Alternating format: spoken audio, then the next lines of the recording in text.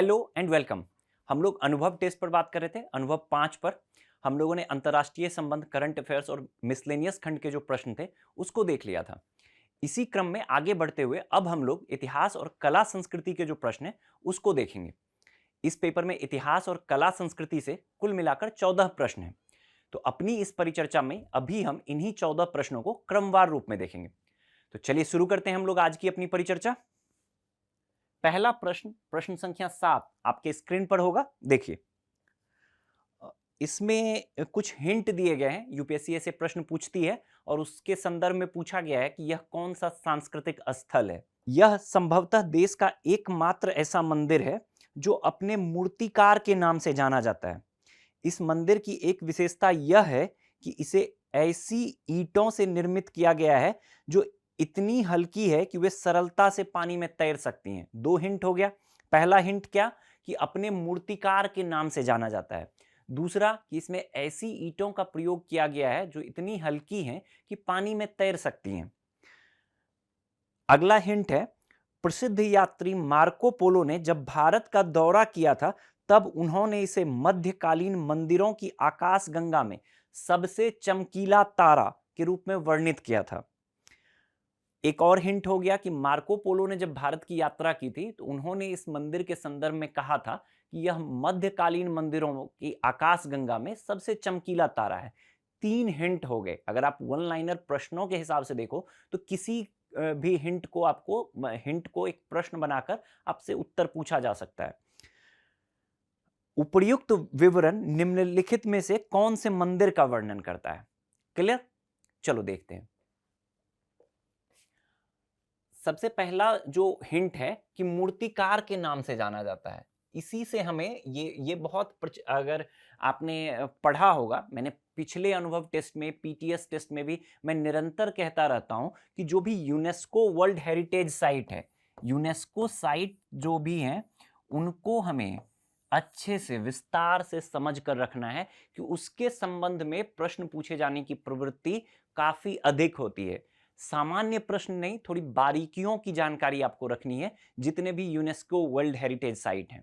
Clear? तो वहां से प्रश्न पूछे जाने की, थोड़े डिटेल में भी प्रश्न पूछे जाने की संभावना रहती है।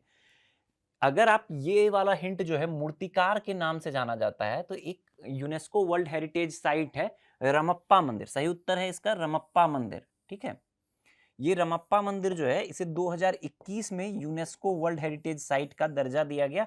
यह भारत का 39वां जो है यूनेस्को वर्ल्ड हेरिटेज साइट बना। क्लियर?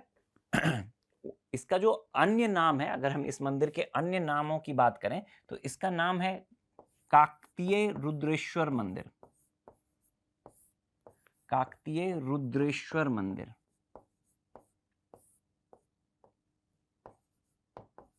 मतलब कि यह काकतीय राजवंश से संबंधित है।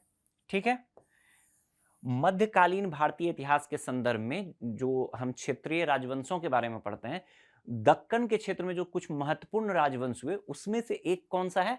काकतीय राजवंश। पूर्व में भी यूपीएससी ने काकतीय राजवंश से संबंधित प्रश्न पूछे हैं। आपके लिए बहुत महत्वपूर्ण हो जाता है जो क्षेत्रीय राजवंश हैं, मध्यकालीन क्षेत्रीय राजवंश हैं, उनके बारे में जानकारी रखना। इससे संबंधित प्रश्न 2017 में भी पूछा गया है। काकतीय राजवंश से महत्वपूर्ण राजवंश है।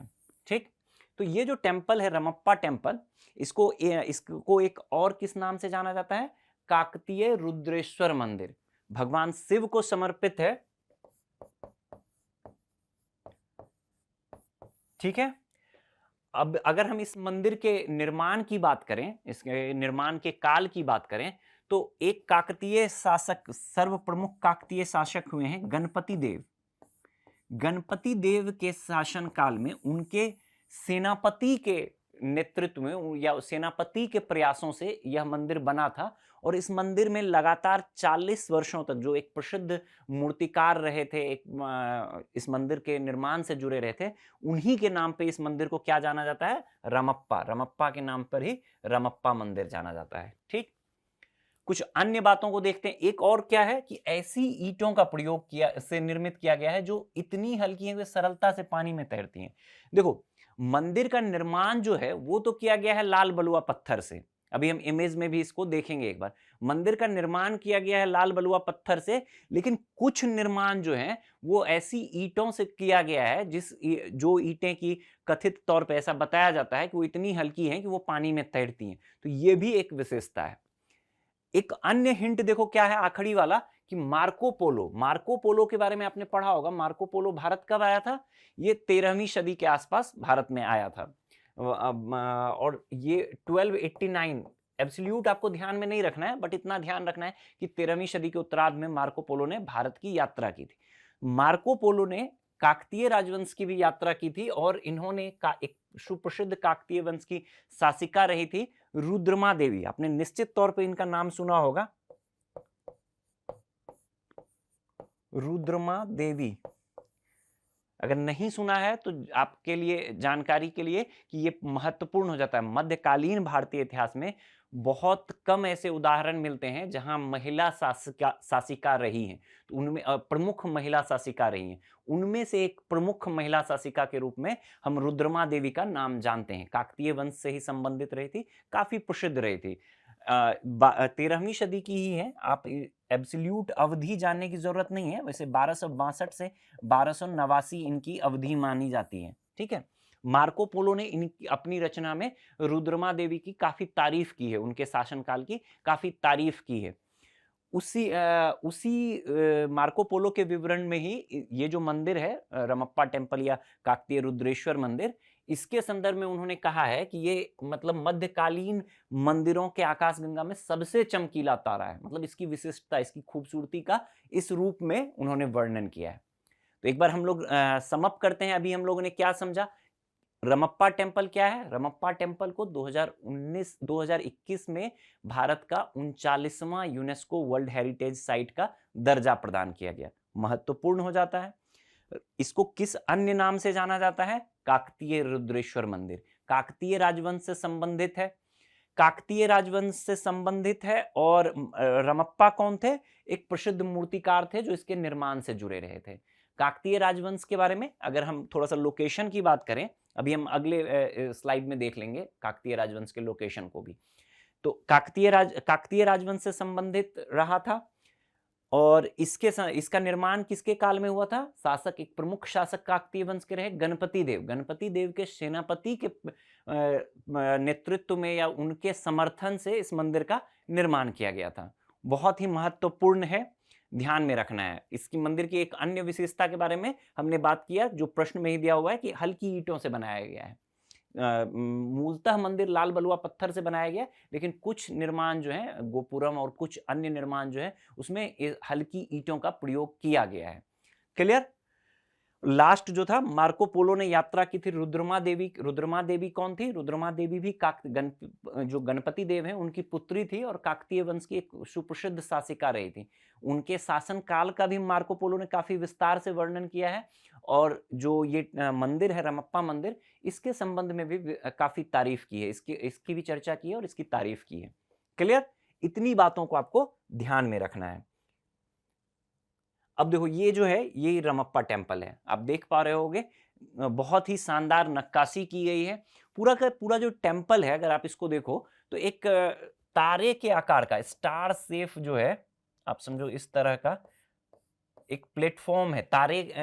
स्टार शेप तारे के आकार का एक प्लेटफॉर्म है, उस पर यह मंदिर बनाया गया है। क्लियर? इस चीज को भी ध्यान में रखना है। पूरा देखोगे लाल बलुआ पत्थर से बना है। कुछ स्ट्रक्चर जो है उसमें हल्की ईंटों का भी प्रयोग किया गया है। इस तरह के ऐसे समझो कि ऐसा एक प्लेटफॉर्म टाइप का है, तारा स्टार से प्लेटफॉर्म है जिस पे तारे के आकार का है, जिस पर यह मंदिर बना है। इस मंदिर से संबंधित एक अन्य महत्वपूर्ण बात जो आप ध्यान में रखेंगे कि इस मंदिर में सैंड बॉक्स तकनीक का प्रयोग हुआ है। कभी आपसे पूछा जा सकता है कि सैंड बॉक्स तकनीक या सैंड बॉक्स तकनीक, एक स्टेटमेंट इस तरह से भी दिया जा सकता है कि सैंड बॉक्स तकनीक से इस मंदिर के निर्माण में सैंड बॉक्स तकनीक का प्रयोग हुआ है। तो सैंड बॉक्स तकनीक क्या है? सैंडबॉक्स तकनीक क्या है कि किसी भी भवन के निर्माण में जो उसका नींव होता है उसमें कुछ ऐसी सामग्री मिलाई जाती है जिससे कि भूकंप रोधी हो जाता है। वो भूकंप के जो वेव्स होते हैं, भूकंप के जो तरंगे हैं, उसको उसके प्रभाव को काफी कम कर देता है। सैंडबॉक्स तकनीक भवन निर्माण की एक तकनीक है, उसका भी प्रयोग किया गया है इस मंदिर के निर्माण में। तो इस बात को भी आप साथ के साथ ध्यान में रखेंगे। क्लियर?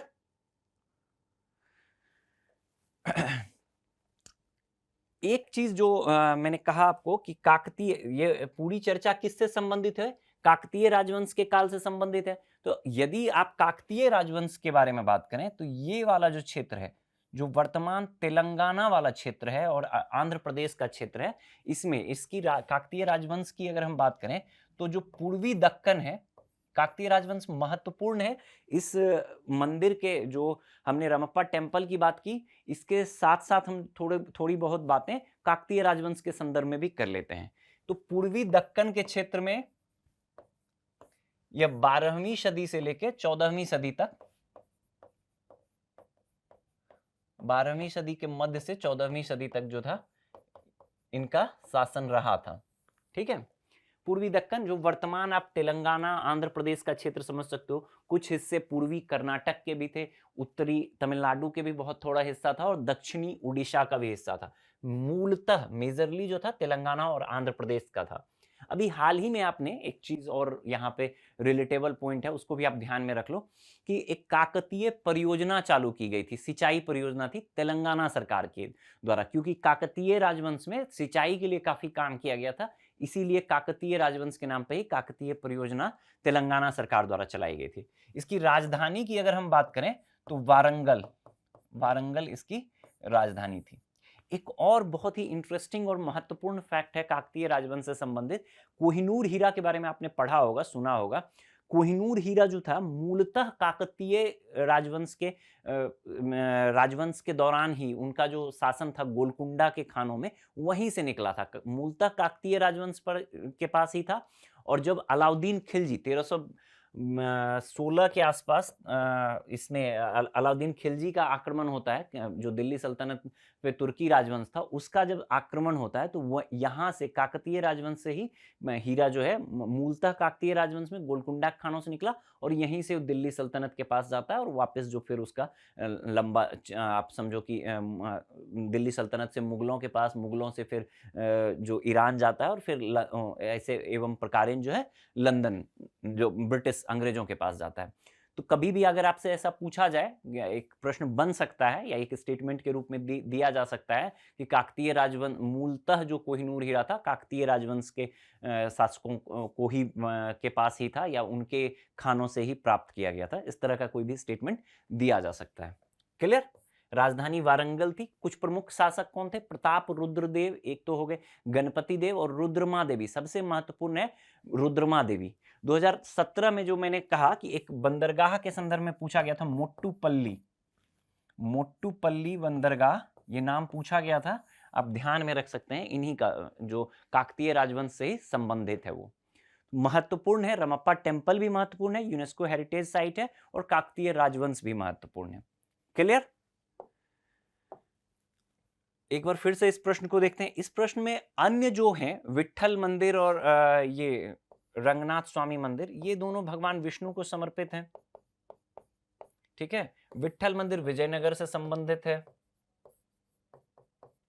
ये जो रंगनाथ स्वामी मंदिर है, इसके बारे में हम लोगों ने अपने पीटीएस टेस्ट में भी बात किया है।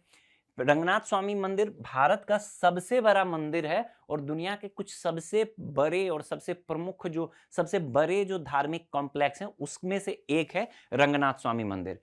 प्रधानमंत्री नरेंद्र मोदी द्वारा हाल ही में, मतलब कुछ समय पहले जो है, इस मंदिर को विजिट किया गया था और पहले प्रधानमंत्री बने थे जिन्होंने इस मंदिर को विजिट किया था। क्लियर? वीरभद्र मंदिर जो है ये भी भगवान शिव को समर्पित है।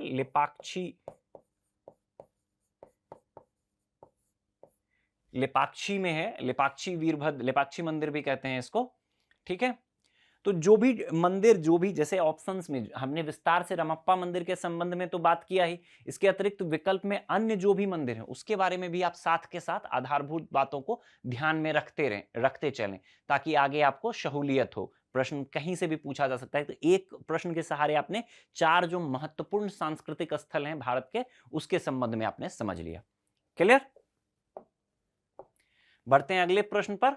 ये पूरा जो रमप्पा टेम्पल के संबंध में एक जो पिक्चर है, इसको भी आप ध्यान में रखें। स्टार शेप जो इसका प्लेटफॉर्म है वो भी महत्वपूर्ण है।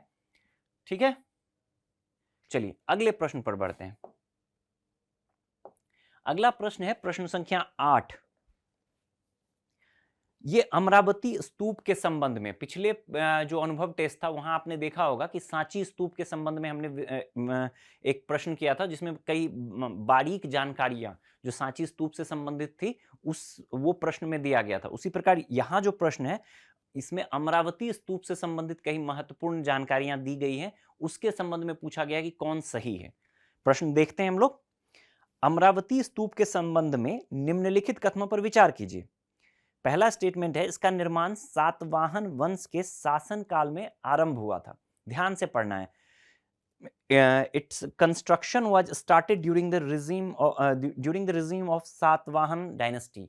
अब देखो एकदम ध्यान से पढ़ना है कि स्टार्टेड लिखा है, आरंभ लिखा है, यहाँ पे ध्यान से पढ़ना है और यही इस स्टेटमेंट में गलती है।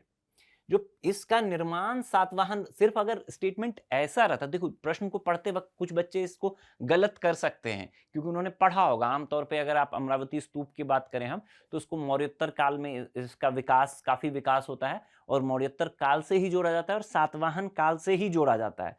सातवाहन काल में ही यह बनकर तैयार हुआ। स्पष्ट तरीके से जो इसका अधिकांश फीचर्स हैं ये सातवाहन काल में ही तैयार हुआ। तो जल्दी जल्दी में अगर आप प्रश्न पढ़ोगे तो ये गलती हो सकता है, लेकिन यहां कह रहा है कि सातवाहन काल में निर्माण आरंभ हुआ, ये गलत है।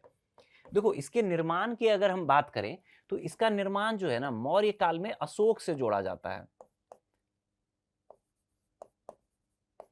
जो प्रारंभिक निर्माण यहाँ पे माना जाता है वो मौर्य काल में अशोक के समय से माना जाता है।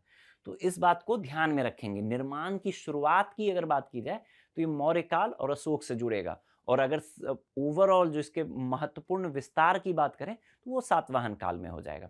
क्लियर? तो पहला स्टेटमेंट गलत है। दूसरा देखो, इसमें 5 अयाका स्तंभ हैं जो बुद्ध के जीवन की 5 मुख्य घटनाओं का निरूपण करते हैं। बिल्कुल सही बात है ये। अभी हम इमेज में देखेंगे कि 5 अयाका स्तंभ मतलब 5 स्तंभ। देखो ये, इसको ध्यान से देखो, यहां पे ये जो है जो 5 स्तंभ दिख रहे हैं यही है 5 अयाका स्तंभ। ये एकदम विशिष्ट विशेषता है अमरावती स्तूप की। यहां देखो 1 2 3 4 5, ठीक है। ये जो स्तूप का जो डोम है, स्तूप का जो अंड है, उसके ठीक सामने ये 5 अयाका स्तंभ है जो अमरावती स्तूप की एक सबसे महत्वपूर्ण विशेषता है। क्लियर? ये 5 स्तूप जो है, ये 5 स्तंभ जो हैं अयाका स्तंभ, ये क्या दर्शाते हैं? अयाका स्तंभ जो बुद्ध के जीवन की 5 मुख्य घटनाओं का निरूपण करते हैं। बिल्कुल सही है। बुद्ध के जीवन की 5 महत्वपूर्ण घटनाएं क्या सब मानी जाती है, जिसको कि बौद्ध धर्म में हम लोग 5 महान आश्चर्य या पंच महाभूति के रूप में जानते हैं। क्या है ये 5 घटनाएं? बुद्ध का जन्म सबसे पहली घटना। दूसरा, गृह त्याग को माना जाता है। तीसरा, जो ज्ञान प्राप्ति होती है उसको माना जाता है। चौथा, जो प्रथम उपदेश देते हैं सारनाथ में उसको माना जाता है। और पांचवा, जो अपना शरीर त्याग करते हैं, महापरिनिर्वाण। इस पांचों के लिए अलग अलग सिंबल भी माने गए हैं। जो पहला जो जन्म है इसको कमल के फूल या बैल के साथ जोड़ा जाता है। अक्सर अधिकांश जो बौद्ध मतलब बौद्ध जो आर्ट है, बौद्ध कला जो है, उसमें जो बुद्ध का जन्म है उसको किस चीज से निरूपित किया जाता है? कमल के फूल से, कमल के फूल के खिलने से दर्शाया जाता है बुद्ध के जन्म को। पहली महत्वपूर्ण घटना है जो 5 पंच महाभूति या 5 महान आश्चर्य के रूप में माना गया है बौद्ध धर्म में, बौद्ध संस्कृति में। उसमें से एक पहला बुद्ध का जन्म, इसका निरूपण कमल के फूल से। दूसरा क्या है? दूसरा माना जाता है जो बुद्ध द्वारा गृह त्याग किया गया। ठीक है, गृह त्याग को किस चीज से निरूपित किया जाता है? घोड़े के माध्यम से। घोड़ा गृह त्याग को प्रदर्शित करता है। तीसरा क्या माना गया है? जो बुद्ध को गया में ज्ञान की प्राप्ति होती है, बोध गया में जो ज्ञान की प्राप्ति होती है, उसको किस चीज से निरूपित किया गया है? उसको निरूपित किया गया है बोधि वृक्ष से। चौथा क्या है? बुद्ध ने जो पहला उपदेश दिया सारनाथ में, धर्म चक्र परिवर्तन, तो एक जो चक्र है उसको प्रदर्शित करता है, धम्म चक्र परिवर्तन को। और पांचवी जो महत्वपूर्ण घटना है वो क्या है, बुद्ध द्वारा शरीर त्याग, उसको क्या माना गया है, महापरिनिर्वाण। क्लियर? तो दूसरा स्टेटमेंट सही है। 5 अयाका स्तंभ विशेषता है किसकी, अमरावती स्तूप की विशिष्ट विशेषता है। अगला देखो, तीसरा स्टेटमेंट पढ़ो। पहले तो एक चीज यहां पे सुधार कर लेना, ये टाइपिंग में शायद गड़बड़ी हो गया, ये स्टेटमेंट 1 2 3 और 4 होगा, ए बी सी नहीं होगा, ठीक। तीसरा स्टेटमेंट है, प्राचीन शिलालेखों में इसे महाचैत्य कहा गया। बिल्कुल सही बात है, महाचैत्य कहा गया है। दक्कन का सबसे बड़ा स्तूप माना जाता है इसको, दक्कन का सबसे बड़ा स्तूप।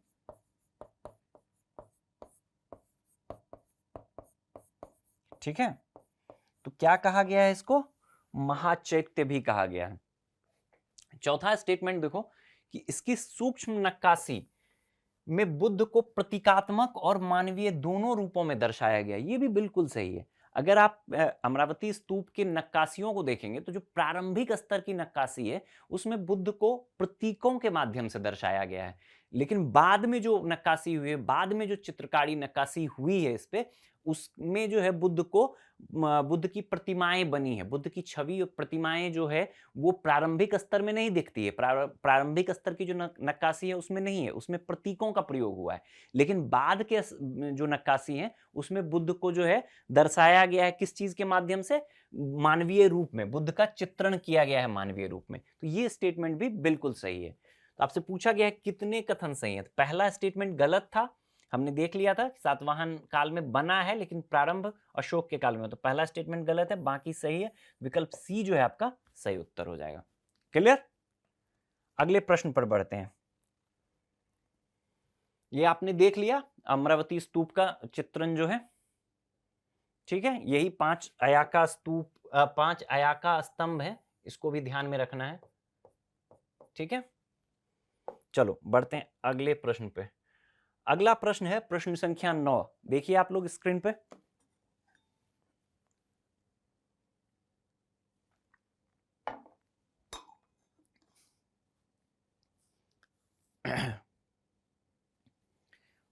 महात्मा गांधी जॉन रस्किन की अनटू दिस लास्ट पुस्तक से अत्यधिक प्रेरित थे।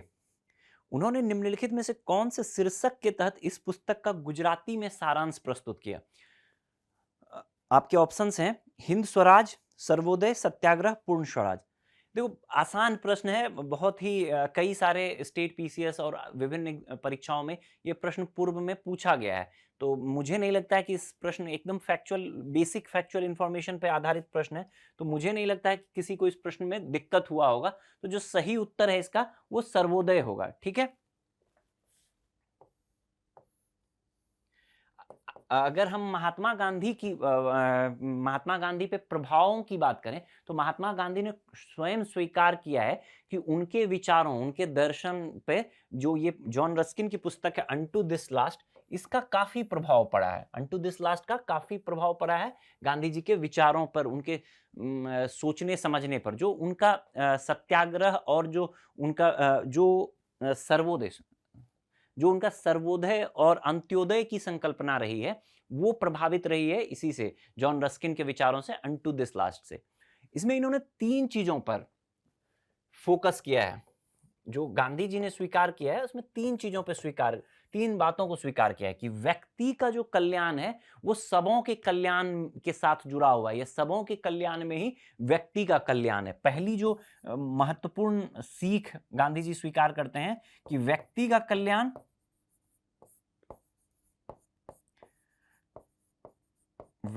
कल्याण सबों के कल्याण में।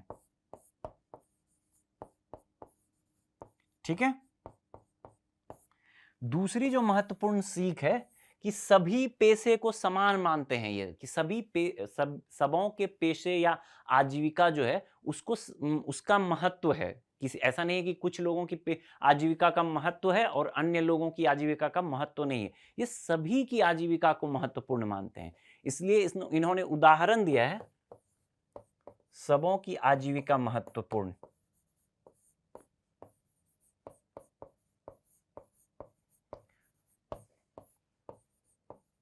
महत्वपूर्ण। गांधी जी ने उदाहरण दिया है कि जो उनका वकील, जो अधिवक्ता के रूप में उनका जो आजीविका है वो भी उतनी ही महत्वपूर्ण है जितना एक नाई की आजीविका या एक नाई का कार्य है। तो सबों की आजीविका को महत्वपूर्ण मानते हैं। और तीसरा, इन्होंने श्रम के महत्व को स्वीकार किया है। इसमें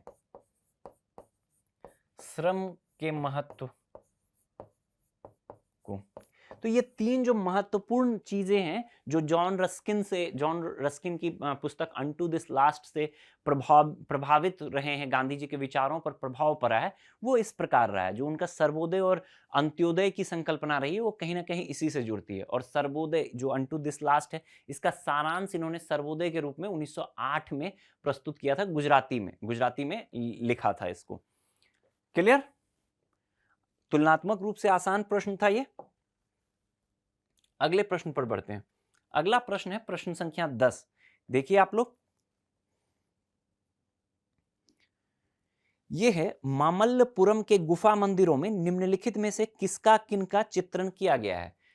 मामल्लपुरम, महाबलीपुरम का जो गुफा मंदिर है उसके उस संबंध में पूछा गया है कि किसका चित्रण किया गया है। कौन कौन से 3 ऑप्शंस दिए गए हैं, कौन कौन सा उसमें संबंधित है। पहला है रावण द्वारा कैलाश पर्वत को हिलाना, दूसरा है देवी दुर्गा द्वारा महिषासुर का वध, और तीसरा है सिंह विष्णु की राजसी प्रतिमा। चलो देखते हैं।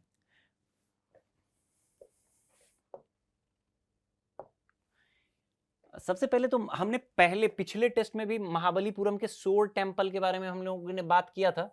काफी महत्वपूर्ण हो जाता है जो पूरा का पूरा फिर से एक बार रिपीट करूंगा मैं, क्या यूनेस्को वर्ल्ड हेरिटेज साइट जो है वो काफी महत्वपूर्ण है, उसके बारे में काफी विस्तार से आपको जानकारी रखनी है। तो महाबलीपुरम कॉम्प्लेक्स जो है यूनेस्को वर्ल्ड हेरिटेज साइट में है तो महत्वपूर्ण हो जाता है। अब ये जो महाबलीपुरम या मामल्लपुरम है, इसकी स्थापना के संदर्भ में यदि हम बात करें, इसके स्थापना का अगर श्रेय दिया जाता है तो किसको दिया जाता है? नरसिंह वर्मन, पल्लव शासक नरसिंह वर्मन प्रथम को। एक तटीय नगर था महाबलीपुरम या मामल्लपुरम, और नरसिंह वर्मन प्रथम द्वारा इसकी स्थापना की गई थी। नरसिंह वर्मन प्रथम जो थे, इनका एक नाम और क्या था? मामल्ला। इसका अर्थ होता है महान योद्धा। मामल्ला मतलब महान योद्धा। उसी के नाम पर ये मामल्लपुरम या महाबलीपुरम की स्थापना की गई थी। ठीक, एक तो यहाँ पे पूरा का पूरा अगर हम पल्लव स्थापत्य की बात करें, या पल्लव स्थापत्य के साथ ही हम द्रविड़ स्थापत्य की शुरुआत को भी, जो द्रविड़ मंदिर स्थापत्य है उसकी शुरुआत को भी हम देखते हैं, तो इसकी एकदम क्रमिक रूप से हमें शुरुआत व विकास यहाँ पर पूरा महाबलीपुरम मामल्लपुरम कॉम्प्लेक्स में दिखता है। जो पत्थरों को काट कर गुफा मंदिर बने और फिर स्वतंत्र संरचनात्मक मंदिर तक जो है, उस तक हमको पहुंच जो है इस स्थल पर दिखता है। वो क्रमिक रूप से उसका विकास दिखता है विभिन्न मंडपों के रूप में। फिर जो सोर टेम्पल जो है, जो यहाँ का क्लाइमेक्स आप समझ सकते हो, यहाँ के स्थापत्य का जो चरम है वो हमें सोर टेम्पल में दिखता है। तो इतनी आधारभूत बातें हैं जो कि आपको पता होना चाहिए। अब आते हैं कि यहाँ पे क्या क्या हमें मिला है। यहाँ से यही आपसे पूछा गया है कि किसका किसका चित्रण किया गया है। पहला जो है रावण द्वारा कैलाश पर्वत को हिलाना, ये यहां से संबंधित नहीं है, बहुत फेमस उदाहरण है, और ये जो है एलोरा की गुफाओं से संबंधित है। ठीक है, एकदम से ध्यान रखना, इसको एलोरा की गुफा से संबंधित है। क्लियर? अब अगर हम एलोरा की गुफा की बात करें, एलोरा की गुफा जो है ये किस काल से बेसिकली जुड़ जाएगा? एलोरा की गुफा में कैलाश मंदिर है। ठीक है, ध्यान रखना, मैं कैलाश मंदिर कह रहा हूं। 2 टेम्पल है, एक कैलाश नाथ टेम्पल है और एक कैलाश टेम्पल है। कैलाश नाथ टेम्पल जो है वो पल्लव शासकों से जुड़ेगा, राष्ट्रकूट शासकों से नहीं। जो कैलाश टेम्पल है, सिर्फ कैलाश टेम्पल जो कह रहा हूं मैं, ये कहां से जुड़ेगा? ये जुड़ेगा आपको राष्ट्रकूट शासकों से, एलोरा की गुफाओं से। ये जो रावण द्वारा कैलाश पर्वत को हिलाने का है, ये एलोरा की गुफाओं में इसका चित्रण किया गया है। एलोरा की गुफाओं की अगर हम बात करें तो कुल यहाँ पे 34 गुफा हैं, और ये हिंदू धर्म, बौद्ध धर्म और जैन धर्म तीनों से संबंधित है।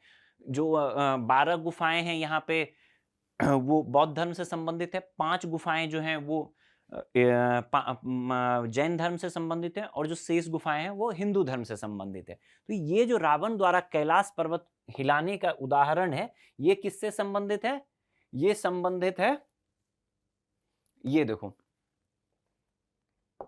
ये वाला जो इमेज है यही है। यहां पे देखो, आप अगर इस इमेज को ध्यान से देख रहे होगे तो ये जो है ये रावण है। रावण तपस्या में लीन है और कैलाश पर्वत को, मतलब शिव जी को प्रभावित करने के लिए जो है कैलाश पर्वत को हिला रहा है, अपने मतलब अपने शक्ति का प्रदर्शन कर रहा है शिव जी को मतलब प्रभावित करने के लिए, शिव जी से वरदान प्राप्त करने के लिए।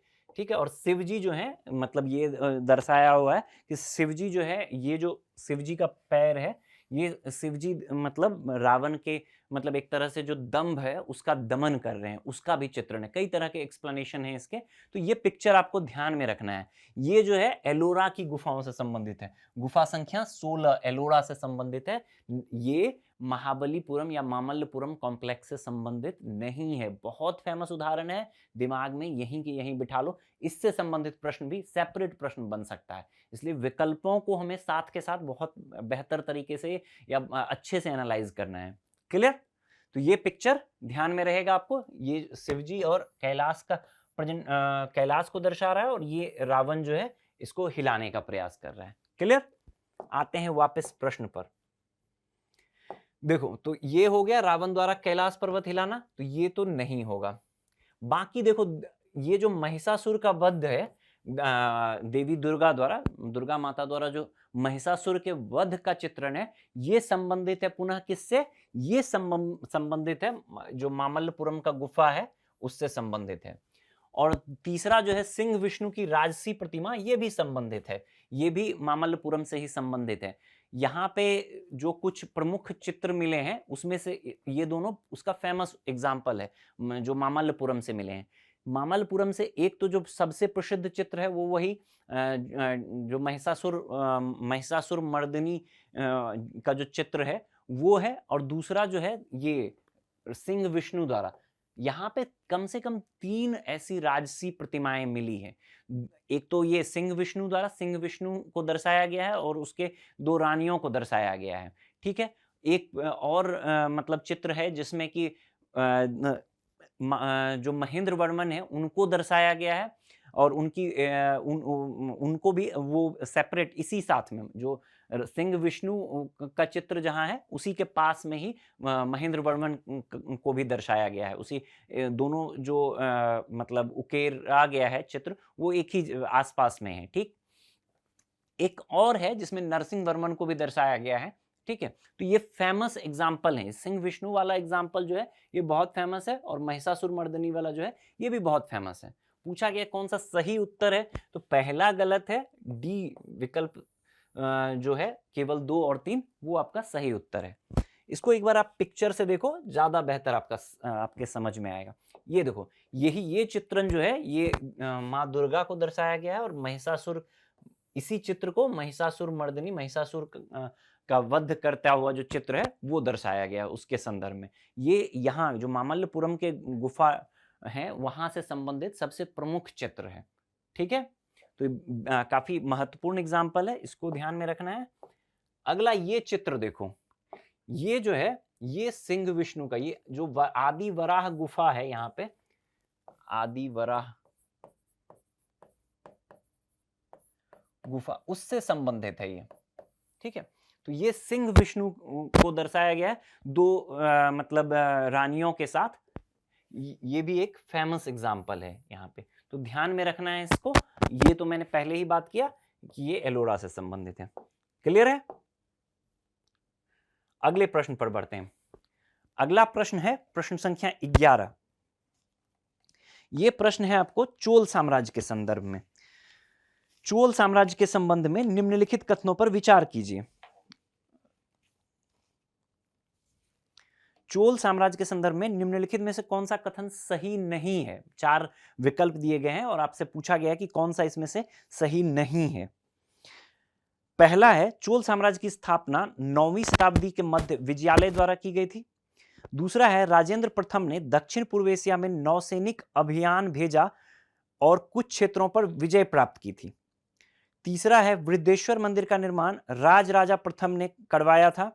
और चौथा है उत्तर और पूर्वी राज्यों पर विजय प्राप्त करने के पश्चात परांतक चोल प्रथम ने स्वयं को गंगईकोंड चोल घोषित किया था। पूछा गया है कि कौन सा सही नहीं है। क्लियर? अब देखो, अगर आपने चोल शासन के संबंध में, चोल राजवंश के बारे में पढ़ा होगा, निश्चित तौर पे पढ़ा होगा, जो पूर्व मध्यकालीन भारतीय इतिहास है उसका एक सबसे महत्वपूर्ण चैप्टर कहें परीक्षा के दृष्टिकोण से तो वो चोल साम्राज्य हो जाता है। ठीक, अगर हम चोल राजवंश को देखें तो हम इसको दो जगहों पे अध्ययन करते हैं, दो रूपों में। एक तो हम संगम काल में पढ़ते हैं, चोल की चर्चा मिलती है हमें, और एक साम्राज्यवादी चोल के रूप में, साम्राज्यवादी चोल के रूप में हमें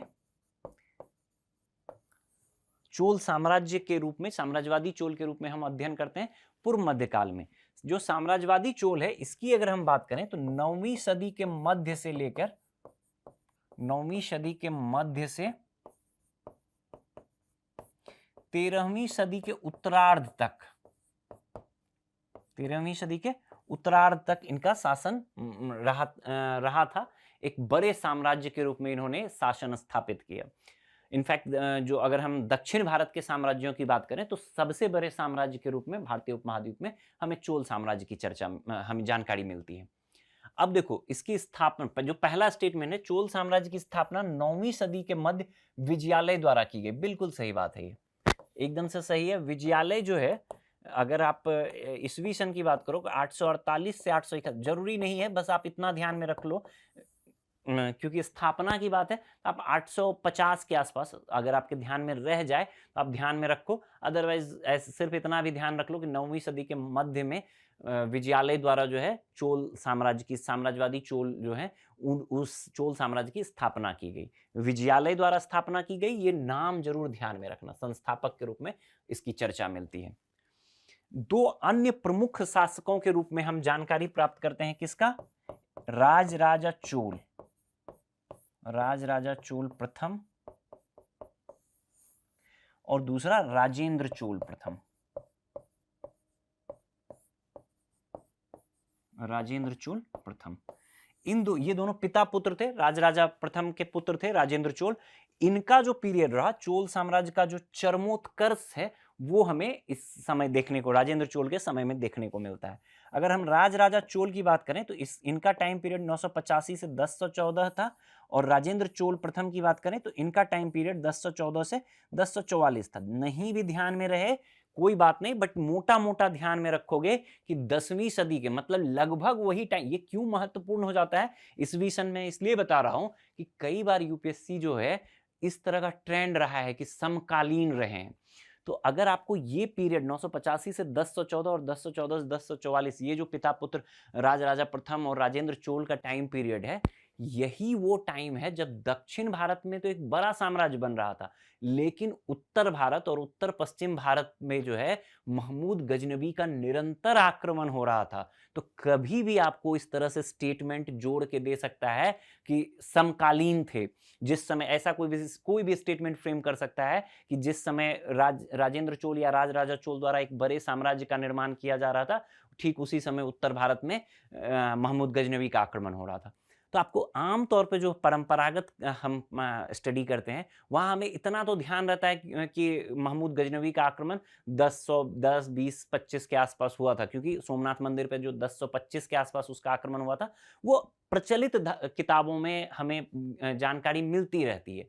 लेकिन इस तरह से हम देख रहे हैं इस विषय को इसीलिए क्योंकि वो समकालीन पूछा जा सकता है। वैसे कभी भी मतलब आप एकदम से रटने का प्रयास नहीं करना है हमें कि कौन सा इसका टाइम पीरियड रहा। ये टाइम पीरियड बस मैं इसलिए बता रहा हूं क्योंकि ये महत्वपूर्ण हो सकता है, कभी भी आपको इस तरह का सवाल पूछा जा सकता है। ये जानकारी आपके लिए महत्वपूर्ण हो जाएगी कि महमूद गजनवी का जिस समय आक्रमण हो रहा था उसी समय चोल साम्राज्य अपने चरम पर था। क्लियर? चलो अब आते हैं, इतनी बातें ध्यान में रखेंगे विजयालय के बारे में ध्यान रखेंगे। संस्थापक थे 848 ईस्वी में राजराजा चोल और राजेंद्र चोल, 985 से 1014 और 1014 से 1044। अब आते हैं, राजेंद्र प्रथम ने दक्षिण पूर्व एशिया में नौसैनिक अभियान भेजा और कुछ क्षेत्रों पर विजय प्राप्त की थी। बिल्कुल सही बात है। अगर आप चोल साम्राज्य के बारे में बात करोगे तो जो राजराजा प्रथम ने जो चीज शुरुआत की, इनके समय में चोल नौसेना एक मजबूत नौसेना के रूप में उभरी और उसका चरम हमें राजेंद्र चोल प्रथम के काल में दिखता है कि चोल नौसेना उस समय विश्व की सर्वश्रेष्ठ नौसेना मानी जाती थी। इनके नौसैनिक शक्ति का प्रदर्शन इतना प्रभावी था कि जो बंगाल की खाड़ी है इसको चोल झील के नाम से भी जाना जाता है, इनके नौसैन्य शक्ति के प्रभाव के रूप में। क्लियर? तो इस चीज को ध्यान रखना है। जहां राजराजा प्रथम ने उत्तर में कलिंग के आसपास से लेकर दक्षिण में उत्तरी श्रीलंका तक को जीता था, वहीं राजेंद्र चोल ने एक तो सबसे पहले पूरा श्रीलंका को जीत लिया, पूरे बंगाल की खाड़ी में इनका एक तरह से मतलब प्रभाव था, बहुत बहुत ही मजबूत प्रभाव था। साथ ही इन्होंने जो दक्षिण पूर्व एशिया के देश है, मलेशिया, इंडोनेशिया, थाईलैंड, लगभग यहाँ पे श्रीविजय साम्राज्य जो बड़ा सा क्षेत्र है, वहां इन्होंने अभियान किया, राजेंद्र चोल द्वारा अभियान किया गया और वहां इन्होंने विजय भी प्राप्त की। तो काफी महत्वपूर्ण हो जाता है। इन्हीं कारणों से जो है इसको साम्राज्यवादी चोल के रूप में भी जाना जाता है। क्लियर? तो इसको ये वाला स्टेटमेंट सही हो जाएगा। तीसरा स्टेटमेंट देखो, तीसरा विकल्प देखो, वृद्धेश्वर मंदिर का निर्माण राजराजा प्रथम ने करवाया था। बिल्कुल सही बात है। वृद्धेश्वर मंदिर जो है फिर से एक क्या हो गया, UNESCO world heritage site, important हो गया। जो चोल हम वास्तुकला का चरम माना जाता है वृद्धेश्वर टेम्पल को। 1010 में ईस्वी सन, कोई जरूरत नहीं है, बस नाम ध्यान में रखना है कि वृद्धेश्वर टेम्पल जो है, वृद्धेश्वर टेम्पल किसके काल में बनाया गया, तो राजराजा चोल के द्वारा बनवाया गया। क्लियर? अंतिम स्टेटमेंट देखो, उत्तर और पूर्वी राज्यों पर विजय प्राप्त करने के पश्चात परांतक चोल प्रथम ने स्वयं को गंगईकोंड चोल घोषित किया। ये गलत है, परांतक चोल नहीं, उत्तर और पूर्वी राज्यों पे विजय प्राप्त की। ऐसा माना जाता है कि जो राजेंद्र चोल प्रथम है, इन्होंने जो अभियान भेजे उत्तर भारत में, उत्तर और पूर्वी भारत में, इन्होंने बंगाल के शासक महिपाल को इन्होंने पराजित किया और उस कलिंग को लगभग पूरे कलिंग को जीत लिया और उसके उपलक्ष्य में इन्होंने गंगईकोंड चोल की उपाधि धारण की। साथ ही में एक शहर की भी स्थापना की, गंगईकोंड चोलपुरम, गंगईकोंड चोलपुरम, इसको भी ध्यान में रखना है। तो ये राजेंद्र चोल प्रथम है, ना कि परांतक प्रथम है। तो विकल्प डी जो है आपका, पूछा है कौन सा सही नहीं है चोल साम्राज्य के संबंध में, तो विकल्प डी जो है आपका सही उत्तर हो जाएगा। क्लियर? देखो ये वाला जो है, ये अभियान जो है, ये पूरा मैंने अभी कहा था, ये जो मूल जो चोल साम्राज्य हुआ वो इस क्षेत्र में था। ठीक है? ये उत्तरी श्रीलंका तक का जो पार्ट था ये राजराजा प्रथम के समय में ही रहा था। कलिंग तक का जो पार्ट है, वर्तमान उड़ीसा तक जो है, यहां तक जो है राजराजा प्रथम का प्रभाव रहा था। आगे राजेंद्र चोल ने ये पूरा जो वर्तमान पश्चिम बंगाल का क्षेत्र देख रहे हो, यहां तक इन्होंने अपना प्रभाव रखा, पूरा श्रीलंका जीत लिया और ये पूरा बंगाल की खाड़ी है। इस पूरे बंगाल की खाड़ी में इनका प्रभाव था और ये जो दक्षिण पूर्व एशिया, ये जो पिंक शेड में आपको दिख रहा है, ये पूरा इनके प्रभाव, यहाँ इन्होंने अभियान भेजे, इंडोनेशिया, मलेशिया, सिंगापुर, सब जगह इन्होंने अभियान भेजा और उस पर जीत प्राप्त की। मतलब ये यहाँ पे एक साम्राज्य हुआ करता था, श्रीविजय साम्राज्य। कभी भी आपसे पूछा जा सकता है श्रीविजय साम्राज्य के विरुद्ध भी अभियान भेजा गया था और सफल अभियान भेजा गया था। क्लियर? तो महत्वपूर्ण अध्याय है, ध्यान में रखना है इसको। ठीक, अगला प्रश्न है प्रश्न संख्या 12। सम्राट कृष्णदेव राय के दरबार में अष्टदिग्गज कौन थे? अष्टदिग्गज के संबंध में पूछा गया है कि सम्राट जो केडीआर कृष्णदेव राय हैं, उनके दरबार में अष्टदिग्गज कौन थे। आसान प्रश्न है, बहुत ही चर्चा में रहता है। तो जो 8 तेलुगु कवि थे उन्हीं को अष्टदिग्गज कहा जाता था। ठीक है, कंफ्यूज नहीं होना है, अष्ट दिग्गज और एक टर्म और होता है अष्ट प्रधान। ये शिवाजी के शासनकाल में शिवाजी के प्रशासन से जुड़ा हुआ है। शिवाजी के प्रशासन में जो 8 सबसे प्रमुख मंत्री थे उनको अष्ट प्रधान कहा जाता था। जो केडीआर कृष्णदेव राय थे, कृष्णदेव राय के दरबार में जो थे, जो प्रमुख कवि 8 तेलुगु कवि थे, उनको क्या कहा जाता था? उनको अष्ट दिग्गज कहा जाता था। ये महत्वपूर्ण हो जाता है। इसमें अष्ट दिग्गज देखो, अब 8 नाम ध्यान में रख पाना तो मुश्किल है, बट 1-2 नाम आप ध्यान रख सकते हो। सबसे एक तो महत्वपूर्ण नाम हो जाता है पंडित तेनालीराम का। कई सारे इसके किस्से आपने सुने होंगे अपने बचपन में। तेनालीराम की किताबें भी, उसके कहानियों की किताबें भी बच्चों में काफी लोकप्रिय रहा है। तो तेनालीराम जो थे ये अष्ट दिग्गज से ही संबंधित रहे थे, तो इसको ध्यान रखना है। एक अन्य नाम है अल्लासनी पेद्दन। अल्सानी पेद्दन,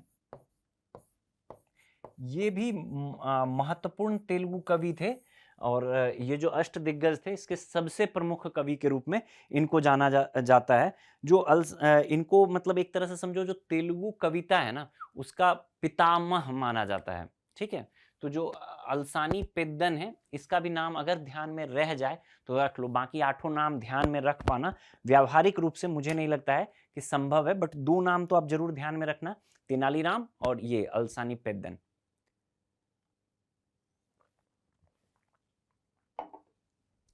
एक चीज और है, जो ये केडीआर का टाइम पीरियड रहा है, कृष्णदेव राय। अगर कृष्णदेव राय की बात करें, थोड़ी बहुत बातें चर्चा हुई है, तो साथ के साथ हम उनके बारे में भी जानते चलते हैं एडिशनल इंफॉर्मेशन के रूप में। इनका टाइम पीरियड क्या था? 1509 से 1529। ये विजयनगर साम्राज्य से संबंधित थे, और विजयनगर के सबसे प्रमुख जो शासक के रूप में इनकी जानकारी मिलती है। कई सारे मतलब जो विदेशी यात्री हैं उन्होंने भी इनकी चर्चा की है। बाबर ने अपनी आत्मकथा तुजुके बाबरी में जो विजयनगर साम्राज्य है, तत्कालीन भारत का सबसे प्रमुख साम्राज्य माना है उसको, और कृष्णदेव राय को समकालीन थे बाबर के। फिर एक समकालीन वाला वर्ड आ गया, तो ध्यान में रखना है, कभी भी स्टेटमेंट बनाया जा सकता है कि केडीआर बाबर के समकालीन थे। तो बाबर ने अपनी आत्मकथा तुजुके बाबरी में जो केडीआर कृष्णदेव राय हैं, इनको भारत का सर्वश्रेष्ठ शासक माना है। ठीक, अगर हम बात करें विजयनगर केडीआर के और उपलब्धियों की बात करें, तो साम्राज्य के संदर्भ में तो उपलब्धियां रही ही थी। यहाँ साहित्य से जुड़ा हुआ है, साहित्य बहुत महत्वपूर्ण हो जाता है। तो तेलुगु साहित्य जो है उसका समझ लो, एक तो प्रबंध काल के रूप में जाना जाता है, क्लासिकल एज के रूप में जाना जाता है तेलुगु साहित्य का। केडीआर के पीरियड को तेलुगु साहित्य का एक तरह से क्लासिकल एज माना जाता है। खुद केडीआर कृष्णदेव राय खुद जो थे वो बहुत महत्वपूर्ण, एक तरह से समझ लो कि एक प्रमुख साहित्यकार के रूप में उनकी पहचान की जाती है, संस्कृत साहित्यकार के रूप में भी और तेलुगु साहित्यकार के रूप में भी। इनकी 2 किताबें हैं, एक तो जामवती कल्याणम, इसका नाम आप ध्यान में जरूर रखो, संस्कृत में है जामवती कल्याणम। ठीक है, संस्कृत में है, केडीआर की रचना है, और तेलुगु में है अमुक्त माल्यद। एक अमुक्त माल्यद, ये तेलुगु में। ये 2 किताब केडीआर की रचना है, इसको भी आप साथ के साथ जरूर ध्यान में रखें, जामवती कल्याणम, अमुक्त माल्यद। देखो यूपीएससी का जो ट्रेंड है ना, वो साहित्य पे आप देखोगे, अगर प्रश्नों को आप सही से एनालाइज करोगे, तो मुख्य परीक्षा हो, मुख्य परीक्षा में तो सिलेबस में उन्होंने अलग से लिख दिया है, साहित्य शब्द की चर्चा की है, तो हमेशा साहित्य महत्वपूर्ण हो जाता है। प्रारंभिक परीक्षा के दृष्टिकोण से भी साहित्य बहुत महत्वपूर्ण है। क्लियर? तो इसको ध्यान में रखना है, ये दोनों नाम आप ध्यान में रखें, जामवती कल्याणम और अमुक्त माल्यद। बढ़ते हैं अगले प्रश्न पर। अगला प्रश्न है प्रश्न संख्या 46।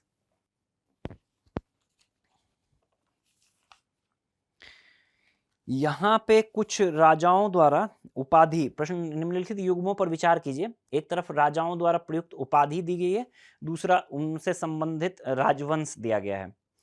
पहला है राय गज केसरी, संबंधित राजवंश है काकतीय, दूसरा है वातापी कोंडा, ये पल्लव, और तीसरा है हिंदू सुरत्रान विजयनगर। पूछा कितने सही सुमेलित हैं। चलो देखो देखो, एक तो उपाधियां जो है ये प्रमुख हो जाता है, कई सारे शासकों द्वारा उपाधियां अलग अलग समय में अलग अलग प्रकार की उपाधियां ली जाती रही हैं, उसी संदर्भ में ये है।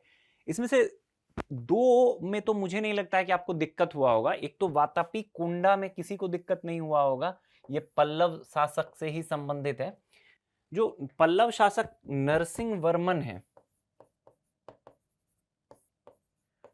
नरसिंह वर्मन प्रथम, सबसे प्रमुख पल्लव शासक के रूप में इनकी पहचान होती है।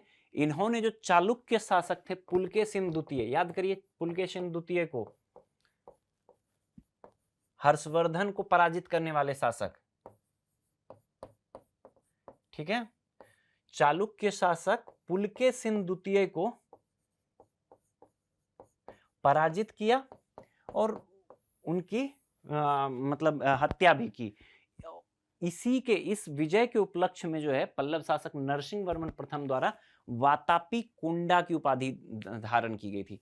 वातापी कुंडा उपाधि क्यों धारण की गई कि जो चालुक्यों का ये राजधानी था, इसको क्या कहते थे, वातापी के चालुक्य, वातापी इनकी राजधानी थी, वातापी या बादामी के चालुक्य, ठीक है। इसीलिए वातापी कुंडा जो है उपाधि धारण की गई। किसी को कोई दिक्कत नहीं हुआ होगा इस प्रश्न, इस विकल्प में, नरसिंह वर्मन प्रथम द्वारा चालुक्य शासक पुलकेशिन द्वितीय को हराने के उपलक्ष्य में। जो तीसरा वाला है इसमें भी किसी को दिक्कत नहीं हुआ होगा, हिंदू सुरत्रान। हिंदू सुरत्रान जो है ये फिर से, अभी हमने केडीआर के बारे में बात किया, केडीआर को ही के द्वारा ही उपाधि ली गई थी हिंदू सुरत्रान। एक अन्य संदर्भों में थोड़ा कंफ्यूजन इसलिए हो सकता है कि एक अन्य संदर्भों में भी हिंदू सुरत्रान की उपाधि ली जाती है। जो महाराणा कुंभा है, महाराणा कुंभा द्वारा भी हिंदू सुरत्रान की उपाधि, हिंदू सर्व हिंदू सुरत्रान की उपाधि ली गई थी। इस संदर्भ में भी ये महत्वपूर्ण हो जाता है महाराणा कुंभा के दृष्टि। अगर महाराणा कुंभा भी कभी आपको रहे तो आप उसको सही मानिएगा, कई सारी किताबों में ऐसा लिखा गया है कि महाराणा कुंभा और उनके द्वारा भी ये उपाधि ग्रहण की गई थी। जो विजय केडीआर की अगर हम बात करें, कृष्णदेव राय की, तो हिंदू सुरत्रान की उपाधि प्रचलित रूप में, अगर हम सबसे ज्यादा प्रचलित रूप में देखें तो कृष्णदेव राय के संदर्भ में ही होता है। इसके कई सारे मतलब ये माना जाता है, मतलब विश्लेषण या कहें एनालिसिस जो है कई संदर्भों में किया जाता है कि हिंदू सुरत्रान मतलब हिंदुओं में सबसे प्रमुख सुल्तान, इस तरह से भी बताया जाता है। कुछ लोग बताते हैं हिंदू शासकों का जो एक मतलब रक्षा करता, या एक आप देखोगे ये जो पीरियड है अधिकांश आप देखोगे मुस्लिम राजवंशों का सत्ता रहता है, तो उस समय आप एक जो सबसे प्रमुख हिंदू शासक के रूप में केडीआर की पहचान होती है। तो इस दृष्टिकोण से भी हिंदू सुरत्रान जो है केडीआर से जुड़ता है। कई सारे जो विजयनगर के अभिलेख हैं उसमें भी ये मिलता है, इस उपाधि की चर्चा मिलती है। अब देखो जो दिक्कत हुआ होगा आपको राय गज केसरी में, ठीक है, अगर दिक्कत हुआ, ये भी सही है, काकतीय राजवंश से संबंधित है। राय गज केसरी और दाय गज केसरी, ये राय गज केसरी, फिर से रिपीट कर रहा हूं, राय गज केसरी और दाय गज केसरी, ये दोनों उपाधि जो है काकतीय राजवंशों से संबंधित है। सबसे पहले इसकी चर्चा जो राय गज केसरी की मिलती है वो हमको गणपति देव के काल में मिलती है। गणपति देव, ये गणपति देव रुद्रमा देवी के पिता हैं, ठीक है, और रुद्रमा देवी द्वारा भी जो है ये राय गज केसरी की उपाधि ग्रहण की जाती है।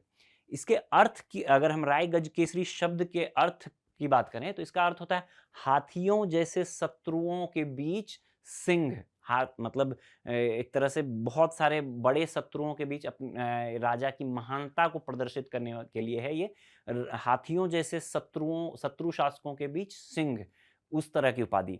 अगर रुद्रमा देवी के काल की बात करें तो इन्होंने जो देवगिरी के यादव थे, ये वही देवगिरी रामचंद्र वाला, अलाउद्दीन खिलजी के समय वाले, ठीक, ध्यान रखिएगा।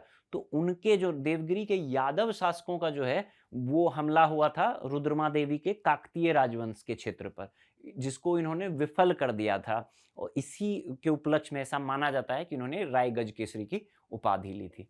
महत्वपूर्ण है, तीनों आप अगर ध्यान में है तो ठीक है, नहीं है तो जितनी बातें हमने की है एक ब्रीफ सिनॉप्सिस बना के आप एज इट इज MTR मारो टोटल रट्टा। क्लियर? अगले प्रश्न पर बढ़ते हैं। अगला प्रश्न है प्रश्न संख्या 47।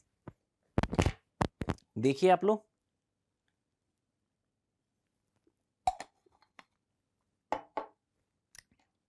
फिर से एक यूपीएससी का फेवरेट पूछे जाने की जो ट्रेंड, यूपीएससी में जो प्रश्न पूछे जाने के ट्रेंड रहते हैं, उस दृष्टिकोण से अगर हम बात करें तो यूपीएससी का एक फेवरेट ट्रेंड, एक मतलब समझ लो कि बहुत चहीता ये रहता है शब्दावलियों आधारित प्रश्न। हर साल पेपर में 1 से 2 प्रश्न आपको ऐसे दिख जाते हैं, विशेषकर प्राचीन और मध्यकालीन भारत के संदर्भ में। उसी प्रकार का है ये प्रश्न। प्राचीन भारत के संदर्भ में खिल, अपहृत, पंकिल शब्द दर्शाते हैं, किसको दर्शाते हैं प्राचीन भारत के संदर्भ में? तो ऑप्शन है आपके भूमि मापन की इकाइयां, विभिन्न धातुओं के सिक्के, भूमि वर्गीकरण के प्रकार, और अंतिम है आरोपित करों के प्रकार। देखो, ये अगर आपने PYQ अच्छे से एनालाइज करा होगा तो भी ये सवाल आपके सही हो जाने चाहिए था। अपहृत के बारे में पूछा गया है पूर्व के वर्षों में प्रश्न कि अपहृत किसको कहते हैं, तो अपहृत जो है बिना जोती हुई जो वन भूमि, जंगल भूमि होती थी, उसको कहते हैं। तो जब एक हमें पता चल गया कि अपहृत जो है भूमि का प्रकार है, तो बाकी भी क्या होगा, भूमि वर्गीकरण के प्रकार ही होंगे। खिल जो है ये भी भूमि वर्गीकरण का प्रकार है, पंकिल जो है ये भी भूमि का प्रकार है। तो ये जो है बेसिकली अगर हम देखें तो गुप्त काल में इसकी हमको चर्चा मिलती है। गुप्त काल में भूमि वर्गीकरण का ये है। गुप्त काल में भूमि वर्गीकरण की अगर हम बात करें तो अन्य जो अभिलेखों में चर्चा है वो तो है ही, साथ ही साथ अमर सिंह का एक रचना है इंसाइक्लोपीडिया अमरकोश। अमरकोश में जो है 12 अलग अलग प्रकार की भूमियों की चर्चा मिलती है। उर्वर, ऊषर, पंकेल, अलग अलग 12 अलग अलग प्रकार के भूमियों की चर्चा हमें मिलती है अमरकोश में, जिसमें से एक तो हो गया आपको उर्वर, ऊषर, मरु, पंकेल, ये सारा किस काल से संबंधित रहा है, गुप्त काल से, और इसकी चर्चा कहाँ, अमरकोश में मिलती है। अन्य अभिलेखों की अगर हम बात करें तो उसमें हमको वास्तु या वास्ती के रूप में जो रहने योग्य या कि निवास योग्य जो भूमि होती थी, एक दो टर्म आप यहीं पे एज इट इज, वास्तु या वास्ती, ये वास्तु या वास्ती जो है ये क्या है, वास योग्य, वास योग्य, निवास योग्य जो भूमि थी उसको हम लोग क्या मानते हैं, वास्तु या वास्ती या वास्तु, ये कहा गया था इसी काल में, गुप्त काल में। एक और भूमि का वर्गीकरण क्षेत्र, जो उपजाऊ भूमि या जिसपे कृषि कार्य किया जा रहा है उसको क्या कहा जाता था, क्षेत्र कहा जाता था। जो ये खिल है ये एक तरह से समझ लो कि बंजर भूमि है जिसपे खेती नहीं हो रही है, बंजर भूमि। और पंकिल जो है, पंकिल जो होता था ये समझ लो कि एक प्रकार से मतलब ये भी भूमि का वर्गीकरण है, ये अमरकोश में मिलता है, और ये मतलब जो लो लैंड टाइप का, वेटलैंड टाइप का जो क्षेत्र होता था उसको पंकिल कहा जाता था। क्लियर? तो भूमि वर्गीकरण के प्रकार हैं खिल, अपहृत पहले पूछा गया है। अपहृत क्या होता था, अपहृत होता था वन भूमि, ठीक है। ये कुछ स्टेट पीसीएस वगैरह में भी इसके संबंध में अपहृत के बारे में पूछा गया है, ठीक। एक दो चीजें और ध्यान में रखेंगे हम यहाँ पे, जो पहला स्टेटमेंट दिया गया भूमि मापन की इकाइयां, इसमें आप देखोगे अगर आपने एनसीईआरटी पढ़ा होगा तो कुछ टर्म आपको मिले होंगे, आढ़वाप, द्रोणवाप, कुल्यवाप, अंकुल, नल, निवर्तन, इस तरह के जो टर्म है। वाप वाला जो टर्म है, एक चीज मैं लिख दे रहा हूं यहाँ, जिसके आखिर में एक तरह से समझो ट्रिक टाइप का, जो कुल्यवाप, अर्धवाप, द्रोणवाप है, वाप जो लगा हुआ है वो भूमि मतलब मापन की इकाइयां हैं। सबसे जो छोटी इकाई होती थी उसको अंगुल माना जाता था। ध्यान में रहे, ये टर्म एनसीईआरटी आधारित है इसलिए आपसे आशा की जाती है कि आपके ध्यान में रहे। फिर भी साथ के साथ आप ये ध्यान रख लो, इतना बस ध्यान रख लो कि वाप लगा हुआ है अगर किसी टर्म में गुप्त काल में प्राचीन भारत में, तो वो भूमि मापन की इकाई हुआ करती थी। क्लियर? चलो अगले प्रश्न पर बढ़ते हैं। अगला प्रश्न है प्रश्न संख्या 48, और ये देखो एक करंट अफेयर से जुड़ता हुआ प्रश्न है। करंट में काफी चर्चा में रहता है ये टर्म। अगर आपने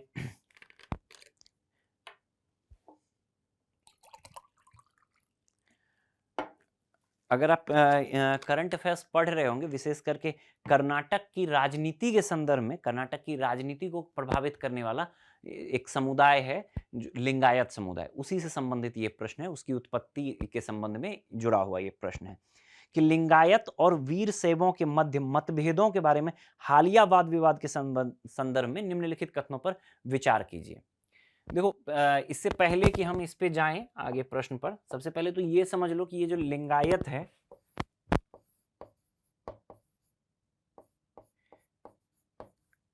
सीधे आप ये ध्यान में रख लो कि ये विशेषकर जो कर्नाटक की राजनीति है ना, कर्नाटक में वहाँ राजनीतिक दृष्टिकोण से भी एक महत्वपूर्ण मतलब वर्ग है, और संख्यात्मक दृष्टि ऑब्वियसली राजनीतिक दृष्टि से महत्वपूर्ण होगा, क्योंकि संख्यात्मक दृष्टिकोण से भी महत्वपूर्ण होगा।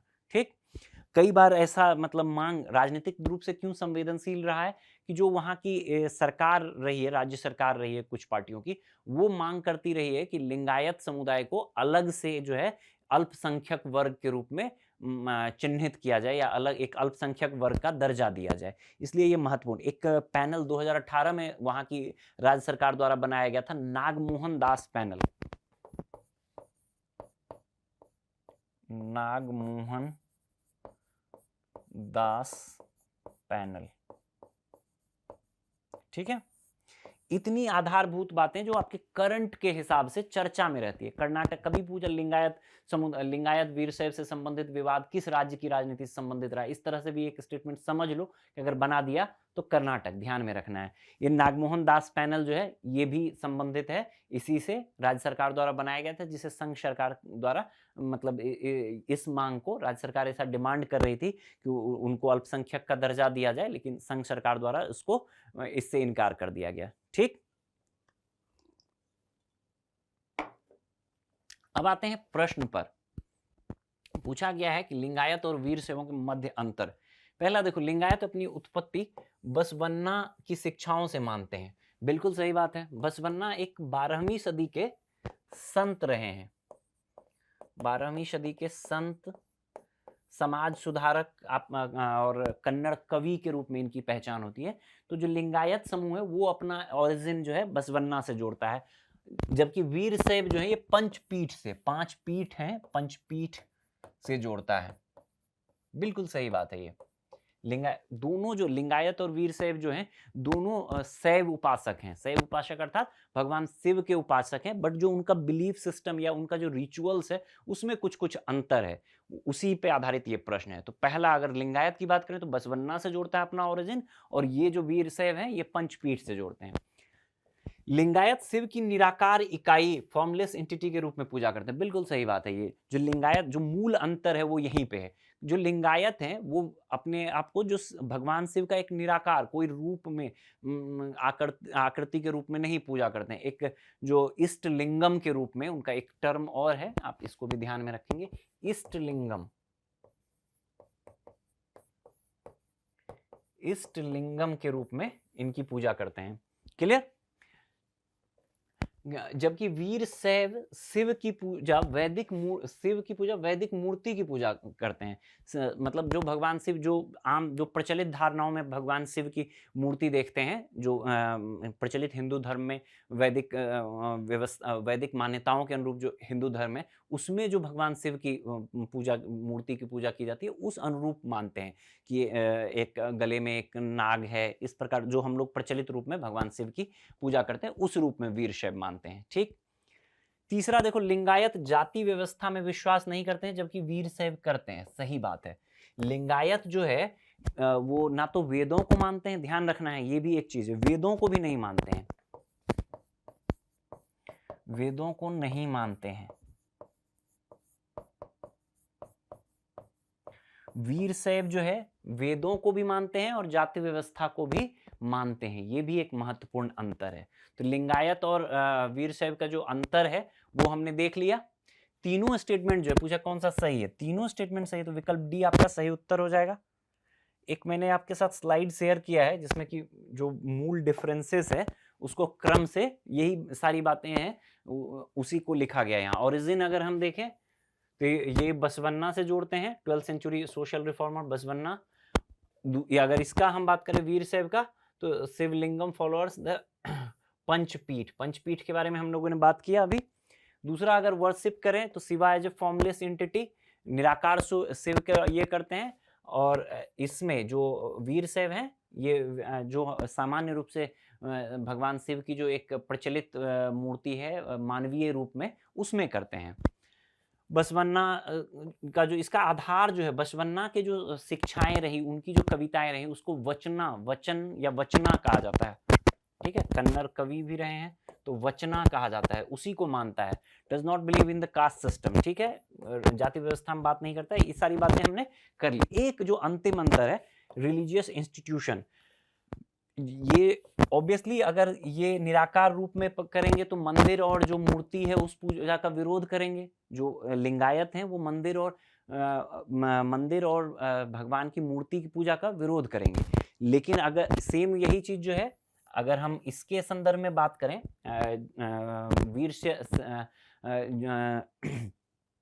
वीर शैव के बारे में बात करें, तो ये क्या करेंगे, ये वैदिक जो परंपरागत शैव पूजा है उसके अनुरूप करेंगे। तो मंदिर का भी होगा कॉन्सेप्ट और मूर्ति पूजा का भी कॉन्सेप्ट होगा। क्लियर? इतनी बातों को ध्यान में रखना है। करंट में चर्चा में रहता है और कल्चर से प्रश्न पूछे जाने की प्रवृत्ति में करंट आधारित प्रश्न पूछे जाते हैं, तो आपसे ये पूछा जा सकता है, ध्यान में रखना है, महत्वपूर्ण हो जाता है। चलो अगले प्रश्न पर बढ़ते हैं। अगला प्रश्न है प्रश्न संख्या 49। ये संस्कृत व्याकरण ग्रंथ अष्टाध्यायी निम्नलिखित में से किसके द्वारा लिखा गया? एक आसान सा फैक्चुअल प्रश्न है। किसी को दिक्कत नहीं होगा इस प्रश्न में। अगर हम बात करें अष्टाध्यायी, अष्टाध्यायी जो है संस्कृत व्याकरण की सबसे प्राचीनतम रचना मानी जाती है, पाणिनि की रचना मानी जाती है। और ये 5वीं 6ठी सदी ईसा पूर्व की रचना मानी जाती है। ठीक है, तो सबसे प्राचीनतम संस्कृत व्याकरण पे किस चीज पे है ये भी ध्यान में रखेंगे, संस्कृत व्याकरण है। ठीक है, देखो अगर हम प्राचीन भारत के 3 सबसे प्रमुख संस्कृत वैयाकरण मतलब जो व्याकरण के ज्ञाता हों, 3 सबसे प्रमुख वैयाकरणों की बात करें तो उसमें हमें इनका नाम मिलता है पाणिनि का, पतंजलि का और कात्यायन का। पाणिनि अगर हमको क्रम से सजाना हो तो पाणिनि सबसे पहले हो जाएंगे, फिर कात्यायन हो जाएंगे, ठीक है, और फिर पतंजलि हो जाएंगे। पतंजलि और कात्यायन दोनों ने अष्टाध्यायी, जो पाणिनि की रचना रही है अष्टाध्यायी, इस पे टीका लिखा है। जो पतंजलि का जो टीका है इसका नाम क्या है? महाभाष्य।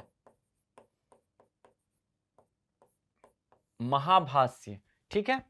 और कात्यायन जो है इन्होंने भी इस पे टीका लिखा है, जो पाणिनि की अष्टाध्यायी है इस पे।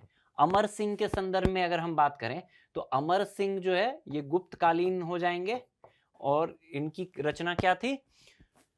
गुप्त अमरकोश, जो कि एक प्रकार का इंसाइक्लोपीडिया था। क्लियर? तो सही उत्तर हमारा अष्टाध्यायी क्या हो जाएगा? पाणिनि। आसान प्रश्न था ये। अगले प्रश्न पर बढ़ते हैं। अगला प्रश्न है प्रश्न संख्या 88।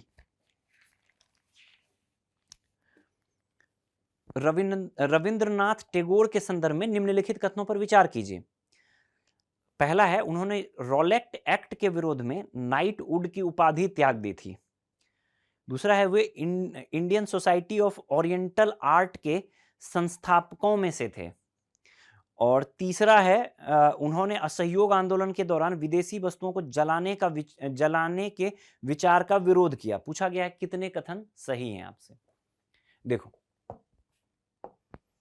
जो पर्सनैलिटी बेस्ड सवाल है उसके कैटेगरी में ये आएगा।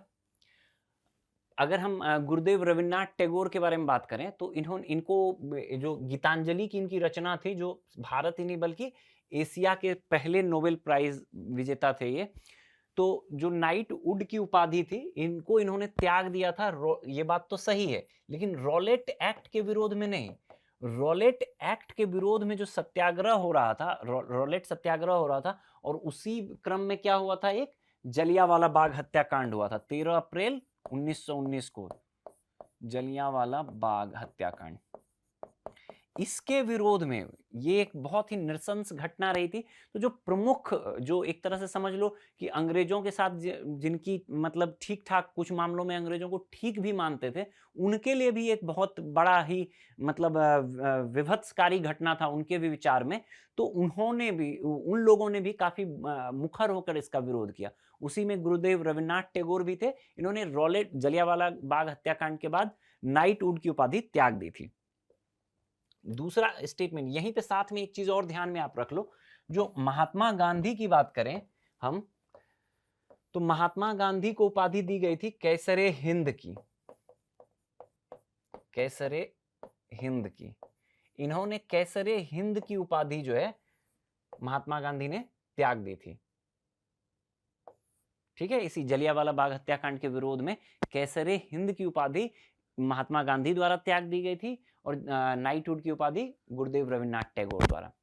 दूसरा स्टेटमेंट है वे Indian society of oriental art के संस्थापकों में से एक थे। नहीं, ये गलत है। अब देखो, ये एकदम से फैक्चुअल इंफॉर्मेशन है, लेकिन बहुत बहुत एकदम से रेयर फैक्ट नहीं है, थोड़ा मॉडरेट लेवल का फैक्ट है। आपको पता होना चाहिए अवनींद्रनाथ टैगोर के बारे में। अवनींद्रनाथ टैगोर जो थे वो संस्थापक थे, रविन्द्रनाथ संस्थापक सदस्यों में से थे, रविन्द्रनाथ टैगोर नहीं थे संस्थापक सदस्यों में से। ठीक है। तीसरा स्टेटमेंट है, उन्होंने असहयोग आंदोलन के दौरान विदेशी वस्तुओं जलाने के विचार का विरोध किया था। बिल्कुल सही बात है, ये जो है ये सही है। रविन्द्रनाथ टैगोर ने, मतलब रविन्द्रनाथ टैगोर का जो विचार था वो एक तरह से अंतर्राष्ट्रीयवाद का विचार था। वो सभी, मतलब ऐसा नहीं था कि वो राष्ट्रवाद को, राष्ट्रवाद से एक तरह से ऊपर मानते थे अंतर्राष्ट्रीयवाद को, पूरे अंतर्राष्ट्रीय सहयोग पर विचार करते थे। उसी क्रम में ये जो असहयोग आंदोलन के दौरान विदेशी वस्त्रों की होली जलाई जा रही थी, इसको इन्होंने निष्ठुर बर्बादी कहा। ये टर्म ध्यान रखिएगा, इन्होंने निष्ठुर, पूछा जा सकता है किसने निष्ठुर बर्बादी कहा असहयोग आंदोलन के दौरान कपड़ों की होली को जलाए जाने को, तो रविन्द्रनाथ टैगोर ने। इन्होंने कहा ये तो बेकार की बर्बादी है। उनके अपने विचार में इनको, उनकी जो मान्यताएं थी उसके हिसाब से उन्होंने इसको बेकार की बर्बादी माना। तो पूछा कितने कथन सही है, तो पहला और दूसरा गलत है, तीसरा सही है, तो विकल्प ए जो है आपका सही उत्तर हो जाएगा, केवल एक। अगला प्रश्न है प्रश्न संख्या 89। ये छत्रपति शिवाजी महाराज के संदर्भ में है।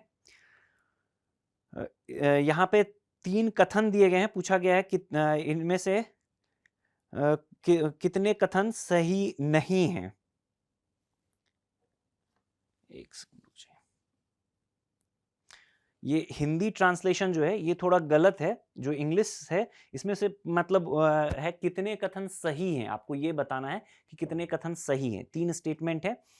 पहला स्टेटमेंट है वे संत तुकाराम के समकालीन थे। ठीक।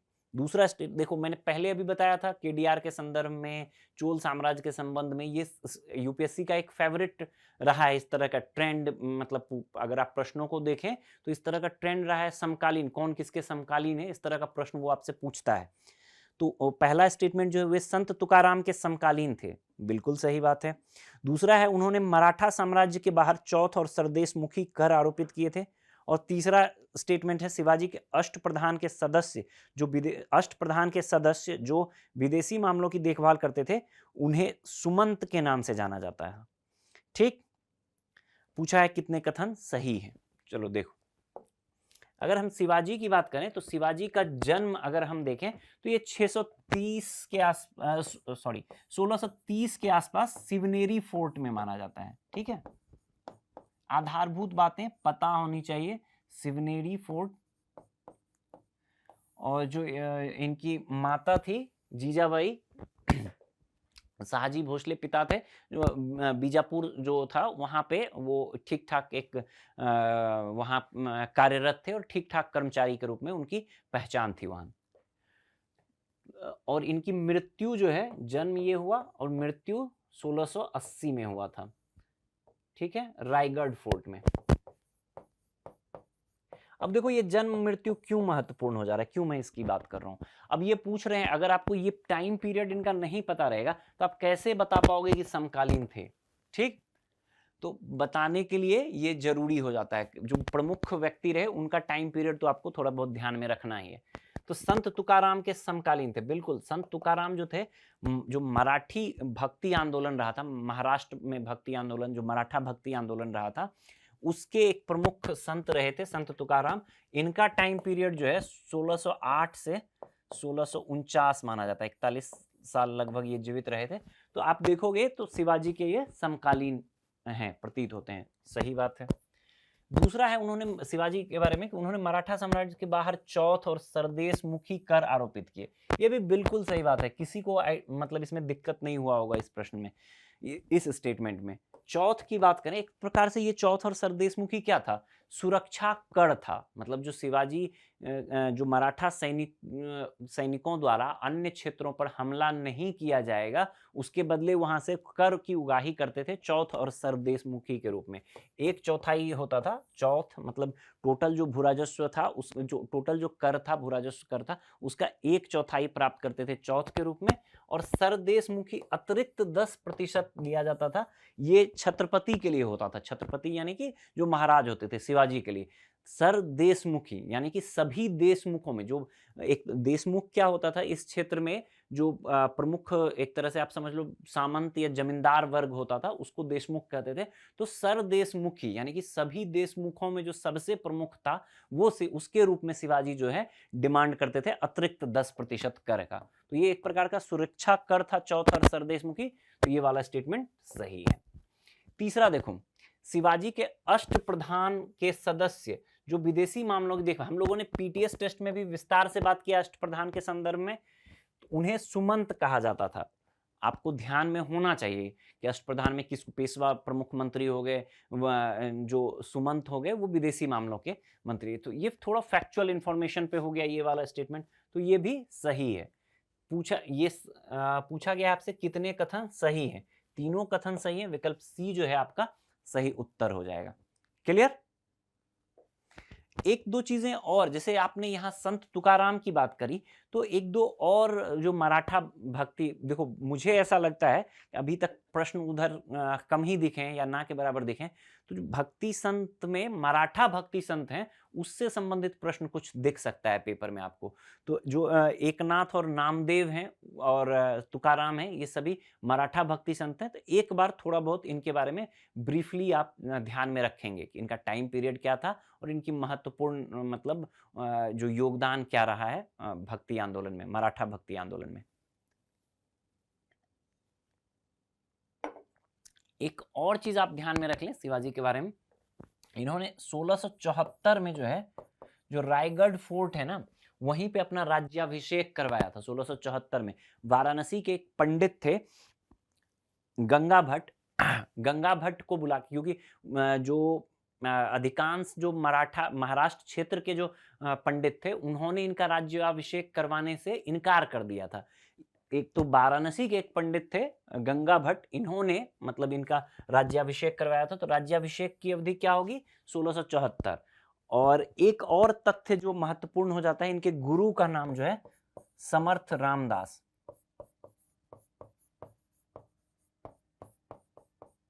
देखो व्यक्तित्व, ये भी प्रश्न क्या है, व्यक्तित्व आधारित प्रश्न है।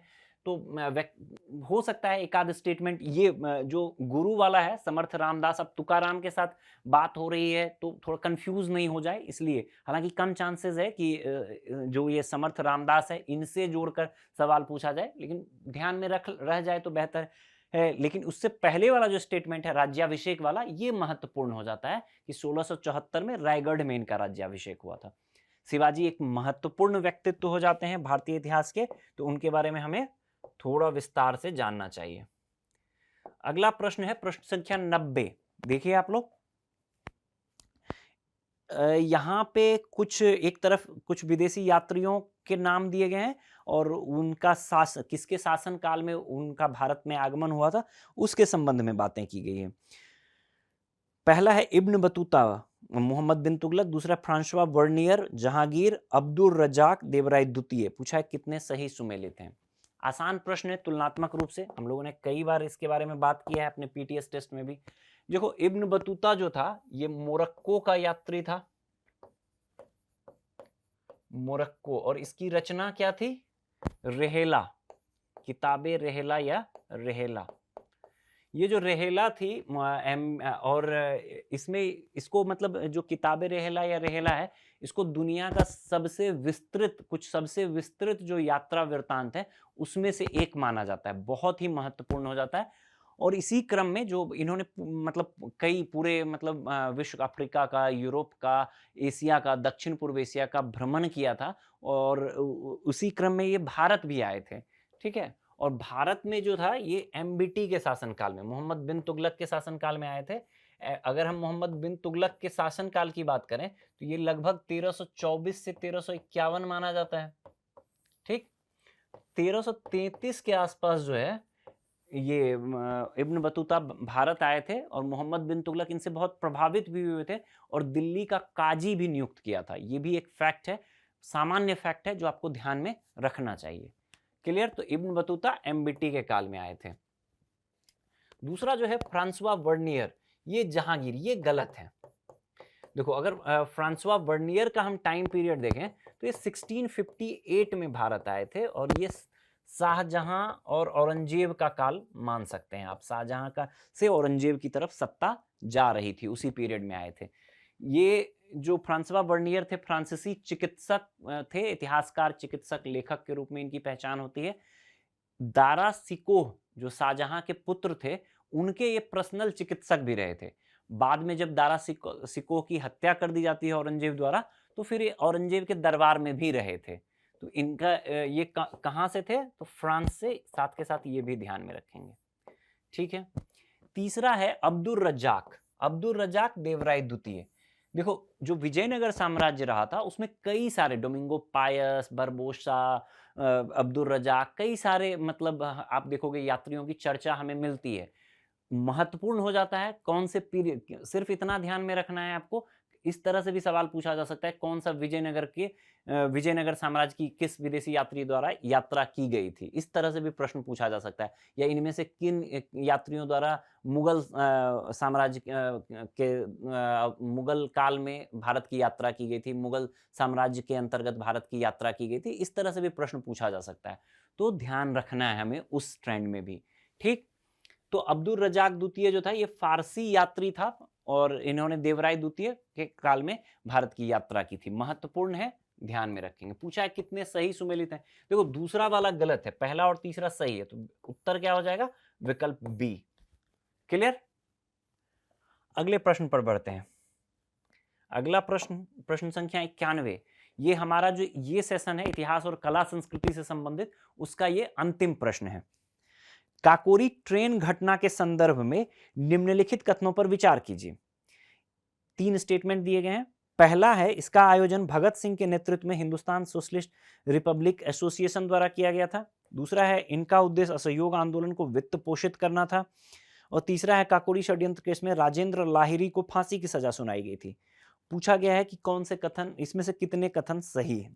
देखो अभी थोड़े दिनों पहले क्या हुआ था कि यूपी सरकार द्वारा, मतलब कुछ साल पहले यूपी सरकार, पहले इसको क्या माना जाता था, क्या लिखा जाता था? काकोरी ट्रेन कांड। बाद में यूपी सरकार द्वारा एक महत्वपूर्ण स्टेप उठाकर इसको क्या किया गया?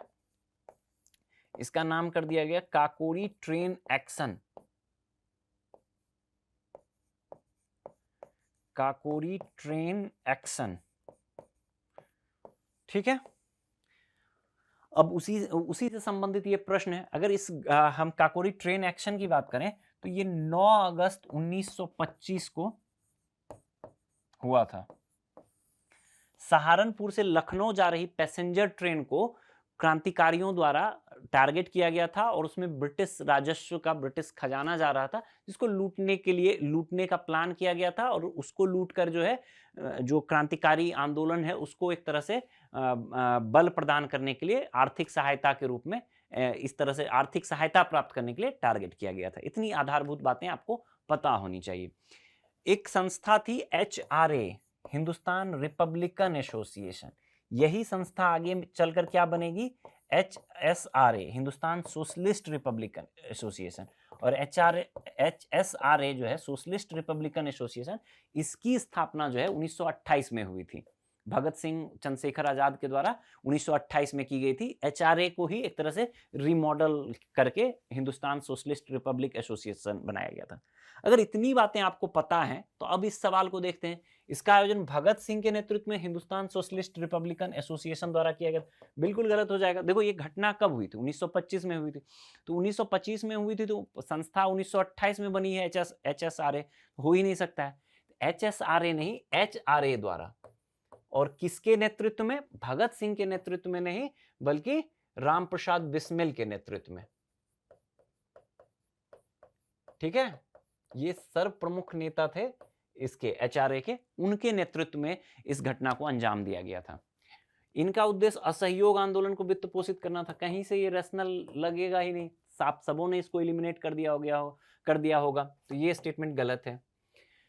और तीसरा है काकोरी षड्यंत्र केस में राजेंद्र लाहिरी को फांसी की सजा हुई थी। देखो काकोरी षड्यंत्र में 4 लोगों को, कई सारे लोगों की गिरफ्तारी हुई थी, और पूरे काकोरी षड्यंत्र में एक व्यक्ति की, मतलब जो ये फिर से यहाँ षड्यंत्र केस जो है, हाँ केस का नाम षड्यंत्र केस ही था, तो षड्यंत्र पूरा जो घटना है इसको काकोरी कांड से काकोरी एक्शन कर दिया गया, ट्रेन एक्शन कर दिया गया। तो इसमें कई लोगों की गिरफ्तारी हुई और कई लोगों को सजा दी गई। कुछ लोगों को फांसी की सजा दी गई, 4 लोगों को फांसी की सजा दी गई। इसमें राजेंद्र लाहिरी का नाम है, राम प्रसाद बिस्मिल है, राम प्रसाद बिस्मिल, अशफाक उल्ला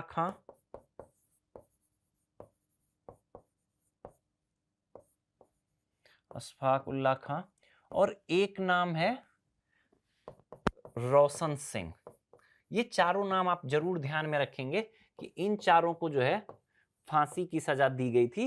राजेंद्र लाहिरी, रोशन सिंह, राम प्रसाद बिस्मिल और अशफाक उल्ला खां। महत्वपूर्ण हो जाता है अगर ये 4 नाम जिनको फांसी की सजा दी गई थी, ये महत्वपूर्ण हो जाता है। इसके अतिरिक्त कुछ अन्य क्रांतिकारियों को जो है काले पानी की सजा दी गई थी, कुछ अन्य क्रांतिकारियों को 14 वर्षों की सजा दी गई थी, और कुछ अन्य को 5 वर्ष 7 वर्ष की भी सजा, 5 वर्ष की भी सजा दी गई थी। तो सारे नाम तो ध्यान में रखना मुश्किल है, लेकिन जिन क्रांतिकारियों को फांसी की सजा दी गई थी वो महत्वपूर्ण हो जाता है आपकी परीक्षा के दृष्टिकोण से, तो इन चारों के नाम आप जरूर ध्यान में रखेंगे।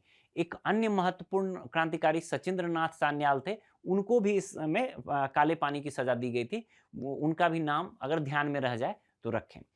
इसके बाद जो है इसमें एक और बात है, तथ्य जो आप ध्यान रखेंगे कि चंद्रशेखर आजाद भी इसमें शामिल थे, लेकिन उनकी गिरफ्तारी नहीं हो पाई थी इसमें। बाद में चंद्रशेखर आजाद, भगत सिंह और अन्य क्रांतिकारियों ने मिलकर HRA को फिर से मतलब जो है एक तरह से परिवर्तित रूप में HSRA Hindustan socialist Republic association के रूप में संगठित करने का प्रयास किया और क्रांतिकारी गतिविधियों को आगे बढ़ाने का प्रयास किया। क्लियर? तो पूछा है कि आपसे कितने कथन सही है? पहला कथन, दूसरा कथन गलत है, तीसरा कथन सही है, तो विकल्प ए जो है हो जाएगा, केवल एक कथन सही है, आपका सही उत्तर हो जाएगा। क्लियर?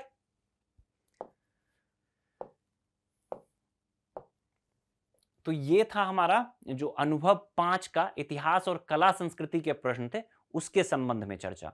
अगले सेशन में हम लोग जो इकोनॉमी, आर्थिक विकास से संबंधित प्रश्न है, अर्थव्यवस्था और आर्थिक विकास से संबंधित प्रश्न है, उसको देखेंगे। तो चलिए, all the best, thank you.